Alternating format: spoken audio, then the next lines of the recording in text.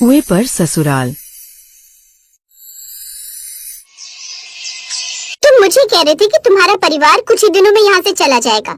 मैं अब और ज्यादा दिन तुम्हारे परिवार को नहीं झेल सकती। ये घर मेरे बापू का है। मैं इस घर में तुम्हारे साथ अकेले रहना चाहती हूँ। कलावती, मनोहर से मेरी बात हो गई है। वो बस काम ढूंढ रहा है। जैसे ही उसे कोई काम मिलेगा वो यहाँ से चला जाएगा। अकेला नहीं जाना है, माँ बापू को साथ लेकर जाएगा। ये बात उसके कान में पहले ही डाल दो, क्योंकि ये मेरे बापू का दिया हुआ घर है। मैं ज्यादा लोगों को यहाँ रखूंगी तो ऊपर की मंजिल पर बापू रहते हैं, वो मुझे गुस्सा करेंगे। यहाँ कोई धर्मशाला नहीं खुली है। ये तो हमें जरूरत के समय बापू ने हमारी मदद कर दी और नीचे वाला हिस्सा घर का खाली करवा दिया ताकि उनकी बेटी को रहने के लिए जगह मिल सके। एक काम करती हूँ, मैं खुद ही जाकर मनोहर से बात करती हूँ। कलावती का पति सुबोध अपने माँ बाप को और भाई भाभी के लिए नहीं लड़ सकता था। अगर वो ऐसा करता तो कलावती उससे अपना रिश्ता खत्म कर देती। अपने रिश्ते को बचाने के डर से सुबोध चुप रहा और फिर कलावती ने सबको घर से जाने के लिए कह दिया। माँ, बापू, मनोहर, सुमन, चारों के चारों अभी के अभी अपना सामान उठाओ और यहाँ से चले जाओ। बहुत दिन हो गए। अब ये घर मेरे बापू ने मुझे दिया है। 2 कमरों के घर में मैं इतने लोगों को नहीं रख सकती। मैंने आप सबका ठेका नहीं लिया हुआ। जब बाढ़ आई मैंने उस समय अपना फर्ज निभाया और आप सबको यहाँ बापू के घर ले आई। लेकिन आपकी छोटी बहू ने कोई फर्ज नहीं निभाया।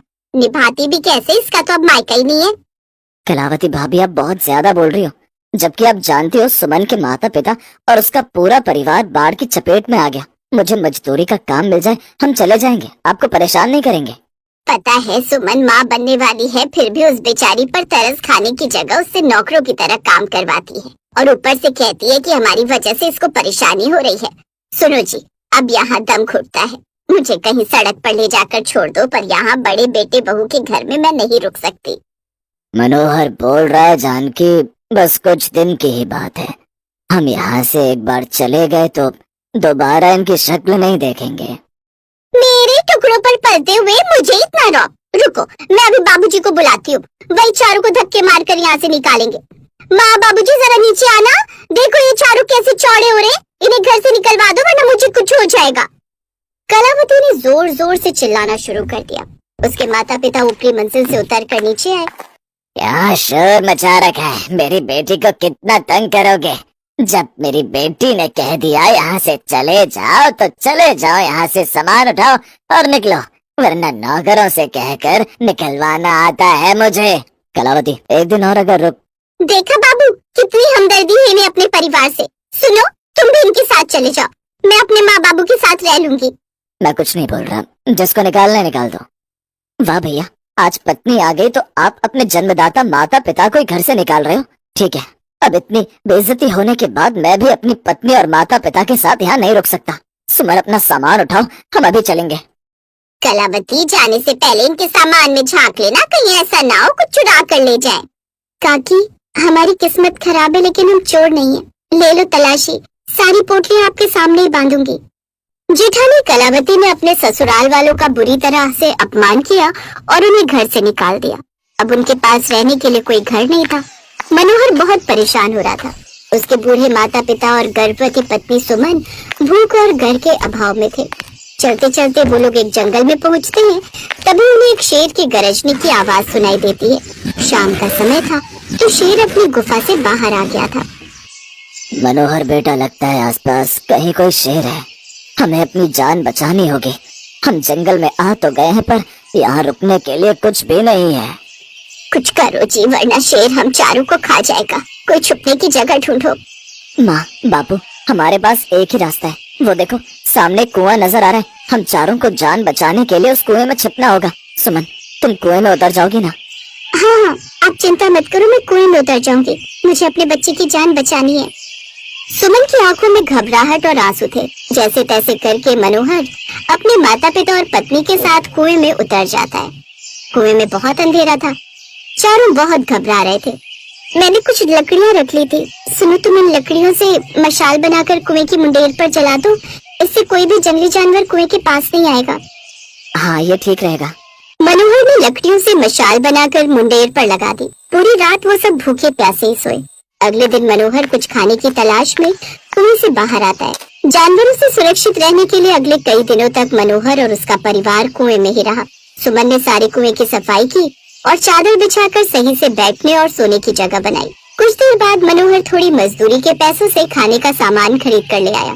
तब जाकर उसके माता पिता और पत्नी ने कुछ खाया। ऐसे ही अगले कई दिनों तक वो लोग कुएं में ही रहे। पर अब धीरे धीरे सुमन के बच्चा होने के दिन नजदीक आ रहे थे, जिससे उनकी चिंता बढ़ रही थी। माँ जी, आप सब मुझे कितना प्यार करते हैं, मुझे किसी भी चीज की कोई कमी नहीं होने देते। मेरे ससुराल वाले जहाँ कहीं भी रहे, मैं उनके साथ हर जगह खुश हूँ। बस अपनों का साथ होना चाहिए, फिर हम किसी भी बड़े संकट से लड़ सकते हैं। बहुत समझदार है हमारी बहू। हे भगवान, हमें हिम्मत देना कि हम हर मुश्किल से लड़ सके। तभी उन्हें कुएं से बाहर किसी के बचाओ बचाओ चिल्लाने की आवाज आई। लगता है कोई मदद के लिए पुकार रहा है। मुझे ऊपर जाकर देखना होगा।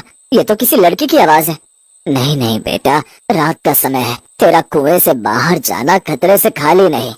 रहने दे बेटा, राम जाने कौन सी मुसीबत है, हमें क्या पता। आवाज लगातार बढ़ती जा रही थी, मानो कोई जोर जोर से रो रहा हो। मुझे लगता है आपको जाना चाहिए, मुसीबत की घड़ी में कोई मदद के लिए पुकार रहा है। तुम ठीक कह रही हो सुमन। माँ बापू चिंता मत करो, मुझे कुछ नहीं होगा। मनोहर हिम्मत करके कुएं से बाहर आया। उसने देखा कि एक लड़की को कुछ बदमाशों ने पकड़ रखा है और उसके साथ जबरदस्ती करने की कोशिश कर रहे हैं। मनोहर को गुस्सा आ गया। उसने जो डंडा हाथ में पकड़ा हुआ था, उसे से बदमाशों को दे दनादन पीटने लगा।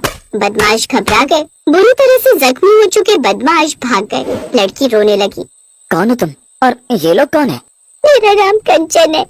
मैं भरतपुर गांव के जमींदार की बेटी हूँ। मैं अपनी सहेलियों के साथ मेला घूमने गई थी। वहीं से रास्ते में जब मैं लौट रही थी, इन्होंने बैलगाड़ी वाले भैया को मार पीट कर भगा दिया। मेरी सहेलियां डर कर भाग गई और मैं इनसे बचने के लिए यहाँ जंगल में भाग आई, पर इन्होंने मुझे पकड़ लिया। इतनी देर में आप आ गए। आपका बहुत बहुत धन्यवाद भैया, आज आपने मेरी जान बचा ली। इसमें धन्यवाद की कोई बात नहीं बहन, ये तो मेरा फर्ज था।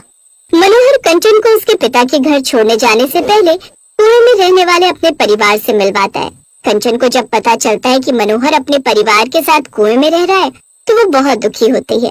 जमींदार जब अपनी बेटी को सही सलामत देखता है तो उसकी खुशी का ठिकाना नहीं रहता। मनोहर ने जमींदार की बेटी कंचन को गुंडों से बचाया और उसकी दयालुता और साहस का उसे फल मिला। जमींदार ने मनोहर के परिवार को रहने के लिए एक हवेली दी। साथ ही मनोहर को अपने पास काम पर भी रख लिया। सुमन की आंखों में खुशी के आंसू थे। सुमन को यही डर था कि कहीं उसकी आने वाली संतान कुएं में पैदा ना हो, पर भगवान ने उसकी प्रार्थना सुन ली और सब कुछ ठीक कर दिया। कहते हैं भगवान व्यक्ति की अच्छाइयों का फल उसे जरूर देते हैं, जैसे मनोहर और उसके परिवार को मिला।